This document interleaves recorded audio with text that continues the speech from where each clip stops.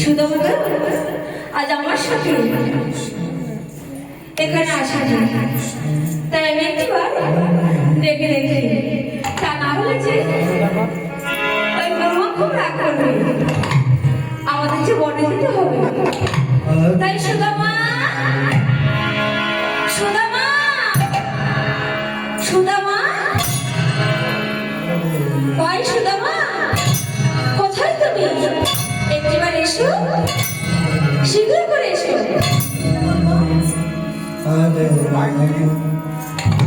তুমি আমাকে ডেকেছো সখা?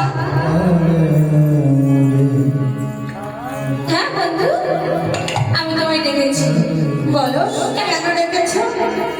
তুমি তো কিছুই জানো না বন্ধু, বলো না কেন ডেকেছো? শোনো, শীঘ্র করে চলো, আমাদের বনে কাশি হয়ে সব করে দুজনে আনতে হবে। তা না হলে যে ওই ব্রহ্মা রান্না বন্ধ হয়ে যাবে। আমরা যে সেবা করবো তাদের শীঘ্র করে চলো, আমরা দুজনে ওই বনভোজে যাই। ঠিক বলেছো বন্ধু, কিন্তু আমরা তো বনে যাবো, তুমি একটু অপেক্ষা করো, আমি গুরুমানের কাছে বলে আসি। বেশ।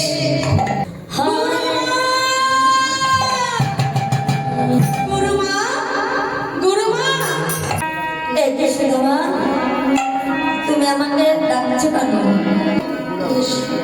এখন আমরা বনে যাব, তাই তো আমি তোমার কাছে ছুটে এসেছি। গুরুমা, আমরা কি এখনো বনে যেতে পারি? শোন শোন সুদামা, তুই বলছিস তুই বনে যাবি, তাই তো? কিন্তু ওই কাষ্ট পোড়াতে পোড়াতে তোর তো ভীষণ ক্ষুধা পাবে, তাহলে তুই কি করবি? আমি তোর জন্য কিছু এনেছি, জানিস তো? কি গুরুমা? আমি তোর জন্য ছোলা ভাজা এনেছি। বেশ তো গুরুমা, বাহ কি মজা! গুরুমা ছোলা ভাজা দিয়েছে, ভালোই হবে। গুরুমা, আমরা এখন আসি। বেশ, প্রণাম হবে গুরুমা।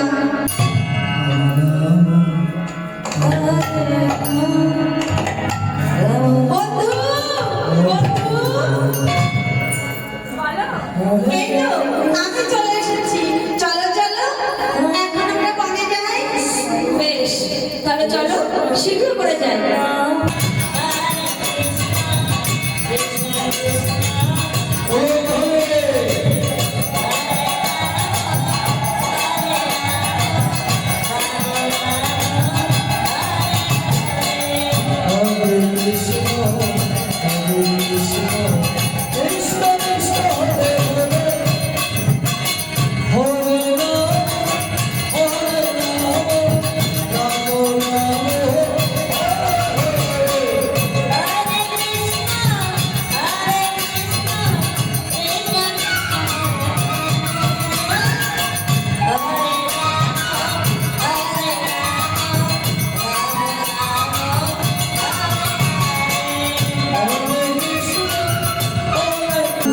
সুদামা আর ভগবান কৃষ্ণ দুজনে জঙ্গলের মধ্যে প্রবেশ করেছে।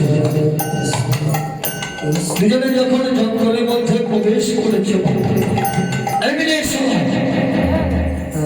কাল বৈশাখী ঝড় শুরু হয়ে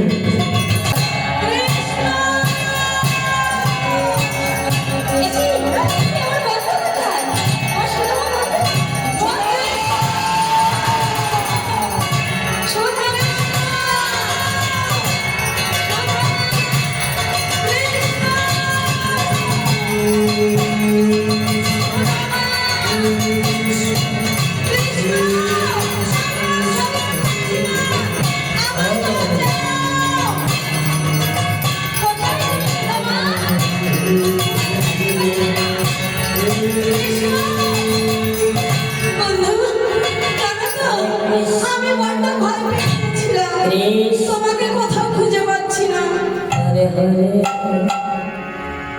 এখন তো পেয়েছো, ঝড়টা একটু থেমেছে, কিন্তু বড্ড ভয় লাগছে বন্ধু। এখন কি করবো? দেখো না অন্ধকার হয়ে গেছে এই বনে। কৃষ্ণ বলছে তোমার চিন্তা নেই, কারণ এই যে ঝড় শুরু হয়েছে, বৃষ্টি শুরু হয়েছে, এমনও হচ্ছে তাড়াতাড়ি ছাড়বে না। একই কাজ করি, কারণ নিচে তো অনেক পশু পশু পশু আছে, আমরা ওই গাছের ডালে উঠে বসে থাকি। কিন্তু বন্ধু, আমি তো গাছে উঠতে পারি না। শোনো, তবে আগে তুমি উঠবে, আমি তোমায় উঠিয়ে দেবো, তারপরে আমি উঠবো। তাই বুঝি? পারবে তুমি আমাকে তুলে দিতে? বেশ তো।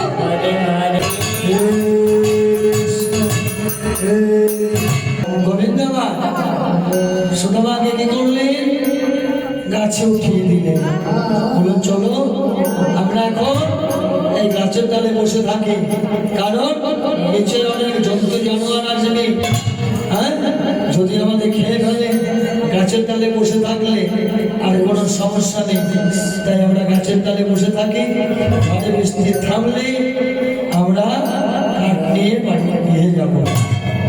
সুদামা তো বসে আছে কচু ডালে, আর ভগবান শ্রীকৃষ্ণ কি করেছে? তার নিচের ডালে বসেছে।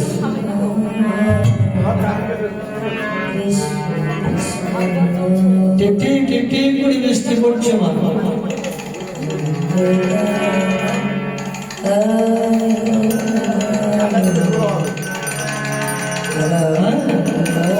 হাত দিচ্ছে, টিপ টিপ করে বৃষ্টি পড়ছে। সুদামা মনে মনে চিন্তা করছে, তাই তো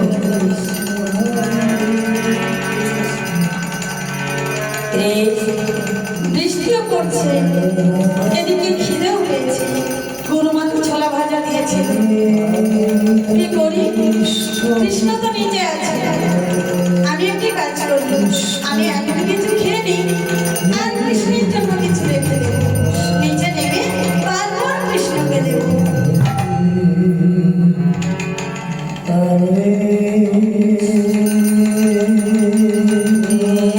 এটি আমার সামনে দিয়ে এগুলো কি দেখি তো?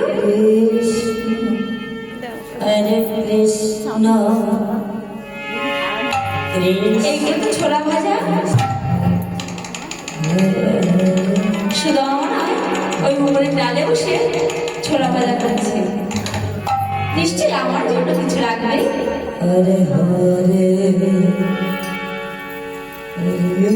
ঝড়টা খাবো, তারপরে আমি সুদামা থেকে সেই ছোলা ভাজা পুরো চেয়ে নেবো।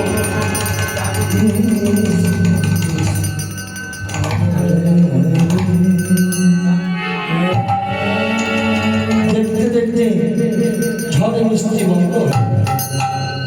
কৃষ্ণ বলছে বন্ধু চলো আমরা কাঠ করিয়ে নিয়ে চলো আমরা গুরু গৃহে যাই। নামবো কি করে? তুমি একটি কাজ করো বন্ধু, আমাকে কোলে করে নামিয়ে দাও। হ্যাঁ, তুমি ছোলা ভাজা খেয়েছো তাই না? গরুমা তোমায় ছোলা ভাজা দিয়েছিল? দাও না, আমার জন্য দাও। আমার না বড্ড খিদে পেয়েছে, আমি আর খিদের জ্বালা আর সইতে পারছি না। দাও না, যদি কিছু থাকে। ও বন্ধু, আমার জন্য নিশ্চয়ই রেখেছো তুমি। ছোলা দাও।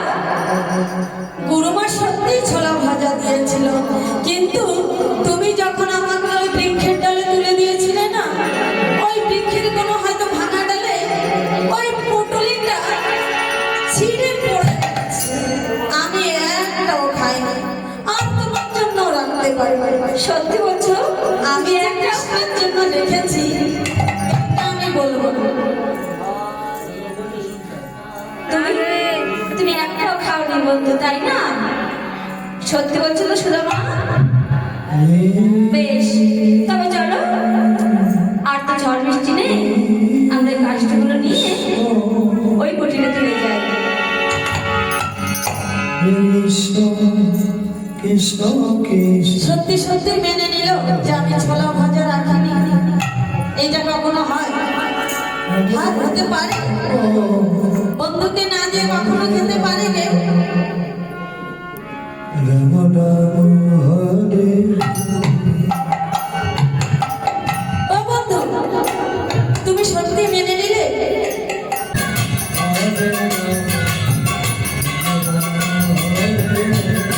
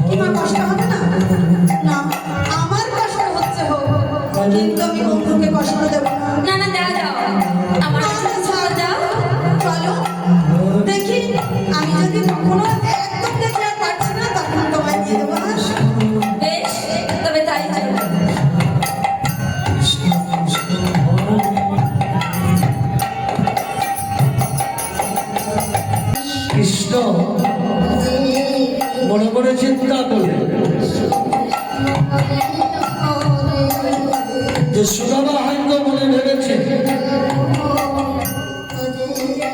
আমাকে ছোলা ভাজা দেয়নি, আমি মনে হয় না করিনি, কিন্তু সুদামা একা একা ছোলা ভাজা খেয়েছে। আর গুরুমা ওকেই বেশি ভালোবাসে। কিন্তু আমি আজকে এমন একটি কাজ করব যাতে সুদামা গুরুমা যেন ওকে গুরু গৃহ থেকে তাড়িয়ে দেয়। ভগবান মনে মনে চিন্তা করলেন যে ভক্তকে ভগবান পরীক্ষা করে না, তাই গোবিন্দ আমার মনে মনে এই ভক্তি আসছে যে আজকে আমি এমন একটি কাজ করব যাতে করে গুরুমা যেন এই গুরু গৃহে থেকে ওকে তাড়িয়ে দেয়। ও যেমন একা একা ছোলা ভাজা খেয়েছে, আমাকে দেয়নি।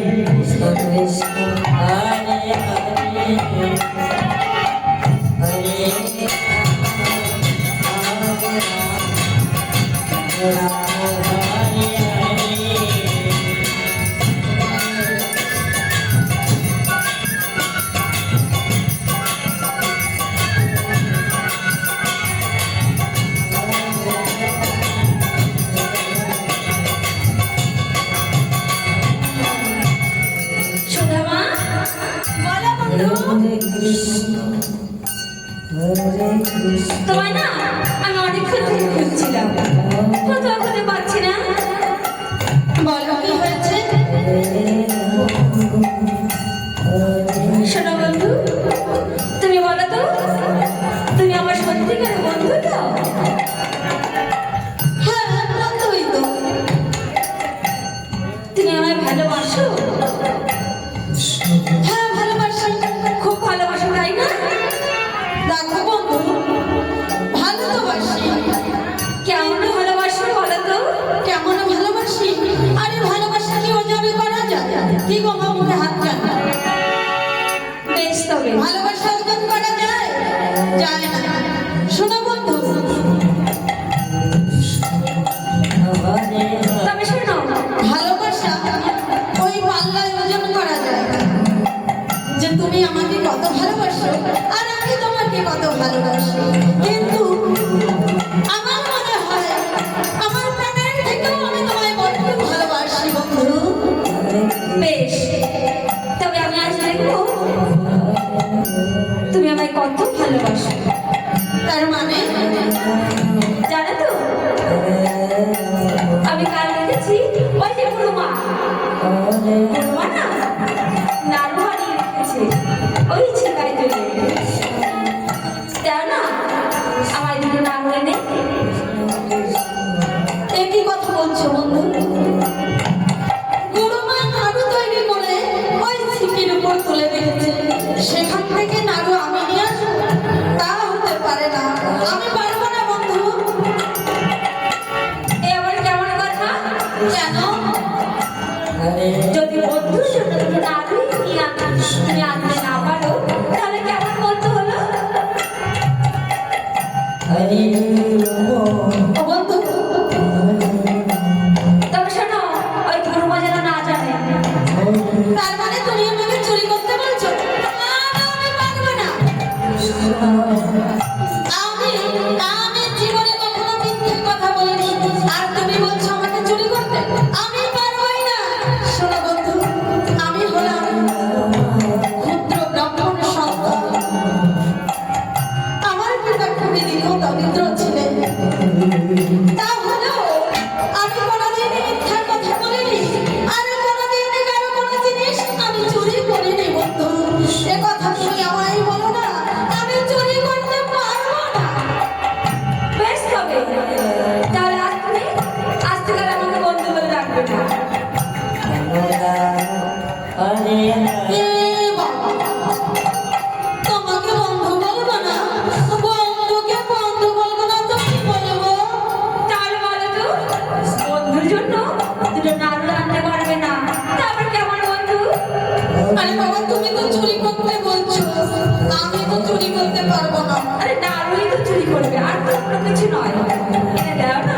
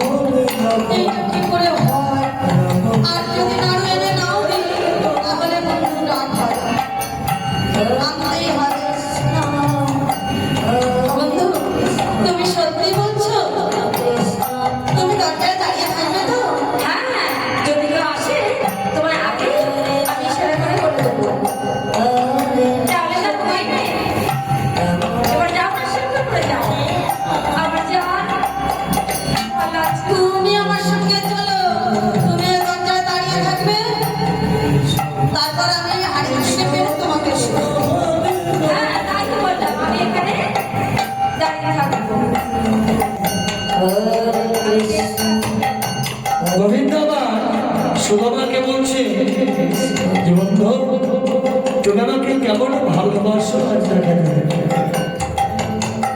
সুদামা কি করেছে দেখছে গুরুমা ঘরের ভেতরে আছে আর সুদামা এক পা দু পা করে করে ওই রন্ধনশালায় গিয়ে যেখানে গুরুমা নাড়ু তৈরি করে রেখে দেয় ওখানে যাচ্ছে গিয়ে নাড়ু চুরি করতে যাচ্ছে। হরে কৃষ্ণ হরে কৃষ্ণ কৃষ্ণ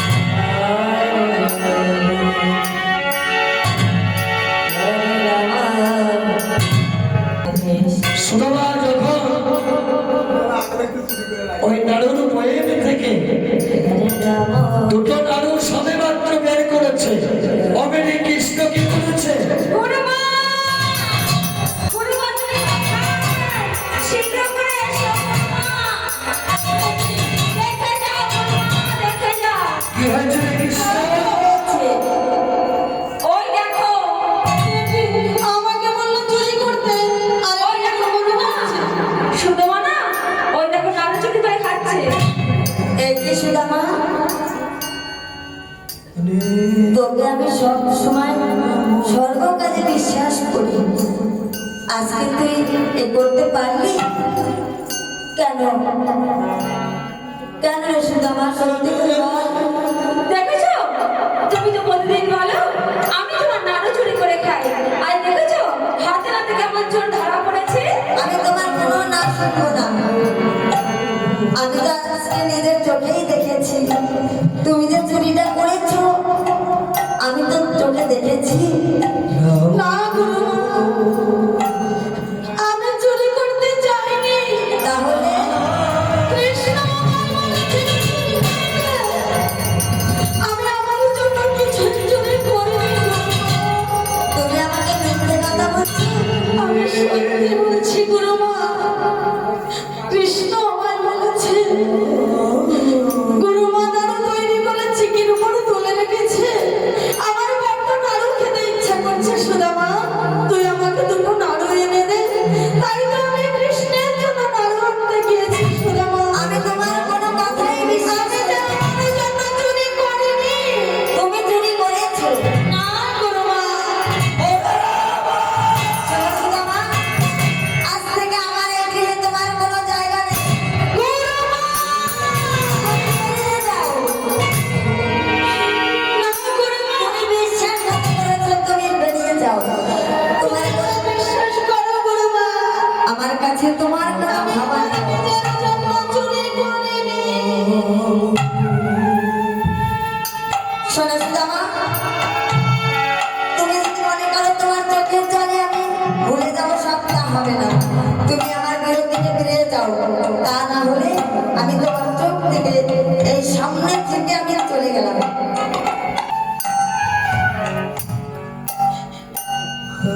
কি বলে গেছে গুরুমা আজ হতে আমি এই পাঠশালায় থাকতে পারবো না গুরুমা আমার এই বাদন দর্শন করবে না এখন আমি কোথায় যাব আমার যে আর কোথাও যাওয়ার জায়গা নেই বন্ধু এ তুমি আমায় দিন কি করলে বন্ধু না জীবনে কখনো মিথ্যা কথা বলেছি না জীবনে চুরি করেছি আজ তুমি বললে আমায় চুরি করতে আর তুমি কিনা গুরুমাকে ডেকে আমাকেই ধরিয়ে দিলে শুনে রাখো বন্ধু তুমি যেমন আজ আমায় চুরি করতে বলে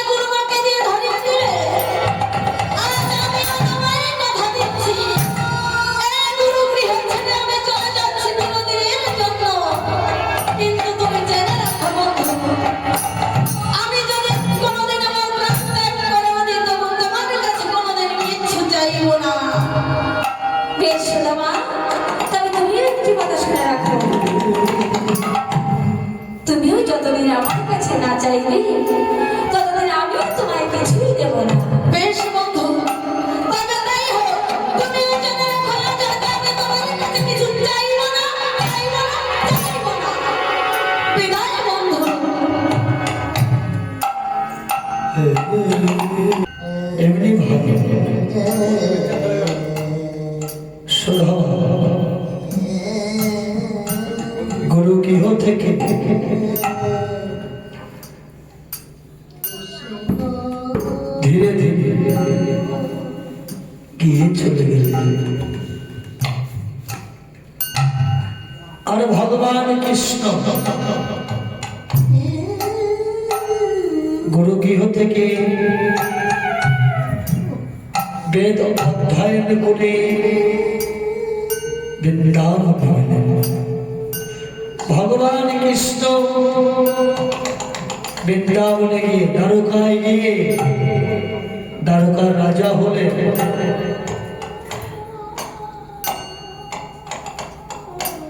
আর সুদামা দরিদ্র ব্রাহ্মণের সন্তান, যার দিনান্তে হয়তো একবার সে হয় কোনোদিন অনাহারে যায়, এমনি ভাবে চলতে থাকে।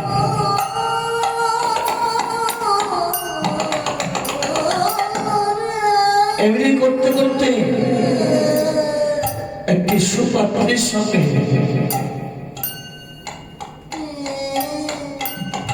সুদামা বিবাহ হল, একটি সন্তান হল।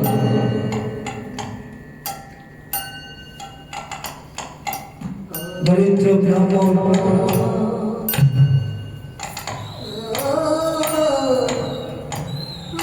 মনে মনে চিন্তা করে যে আমি আমার এই সংসার কিভাবে চালাবো। কৃষ্ণকে বলেছিলেন যে আমি জীবনেও কোনোদিন তোমার কাছে আর কোনোদিন কিছু চাইব না। কৃষ্ণ বলেছিলেন তুমি যতদিন আমার কাছে কিছু চাইবে না আমি এতদিন তোমাকে কিছু দেব না। দরিদ্র ব্রাহ্মণ প্রত্যেক দিন কাঁধে ঝোলা নিয়ে ভিক্ষায় বেরোলেন। আজও সুদামা তেমনি ভাবে ভিক্ষায় বেরিয়েছে। আর এদিকে ভগবান শ্রীকৃষ্ণ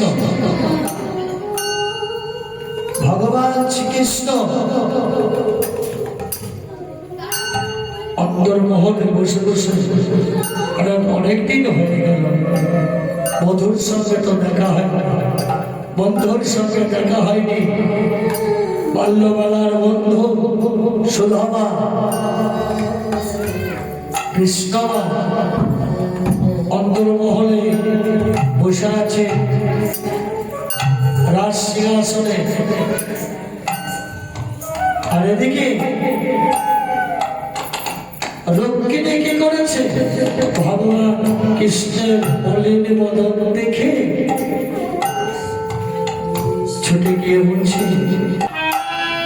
প্রভু কি হয়েছে তোমার? আজ তোমার কেন এমন মলিন বদন দর্শন করি প্রভু? একটিবার বলো কি হয়েছে তোমার? আজ তোমার কেন এমন মলিন বদন দর্শন করি?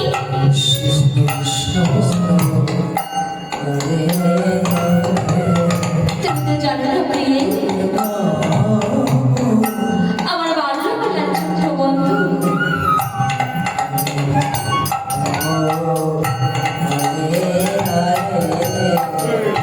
সেই সুদামা, তার কথা না আজ আমার মনে পড়ছে। তাকে যে অনেকদিন আমি দেখেছি, তাই তার জন্য আজ আমার মনটা বড় ব্যাকুল হয়ে আছে। সে যে দিনহীন কাঙাল, কোনোদিন এক মুষ্টি ভিক্ষা পায়, কোনোদিন কিছু পায় না। কৃষ্ণ কৃষ্ণ বলতে বলতে সে যে দিন কাটায়, সে যে বড় অভাবী। কৃষ্ণ কৃষ্ণ প্রভু, তোমার ভক্ত যদি দিনহীন কাঙাল হয়ে থাকে তবে তুমি কেন তার কাছে যাও না প্রভু? আমি তো শুনেছি তুমি ভক্তের ভগবান, ভক্তের রাগে সারা না দিয়ে তুমি থাকতে পারো না, তবে তুমি তার কাছে কেন যাও না প্রভু? আরে তোমার ভক্ত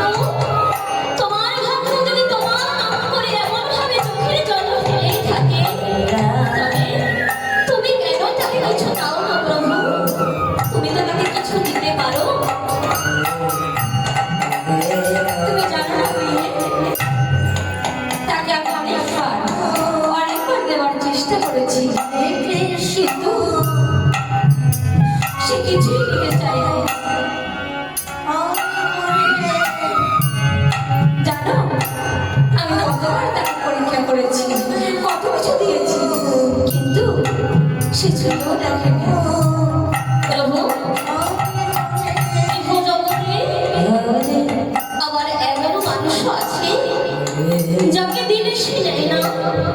বেশ তো, তবে তোমার কথাই যদি সত্য হয়, তবে আমি দেখতে চাই প্রভু, সে তোমার কেমন ভক্ত যে তুমি তাকে নিলেও নেবে না, তবে আমাকে দেখাও। বেশ বেশ, তবে তাকে দেখো না। তবে চলো, আজ যে পথ দিয়ে শুধু ভিক্ষা করতে যাবে, চলো আমরা সেই পথের পাশে কৃষ্ণ ওই ভিক্ষা হাতে ঢুকে থাকবো। তবে তাকে আজ একটু শরবত করে দিয়ে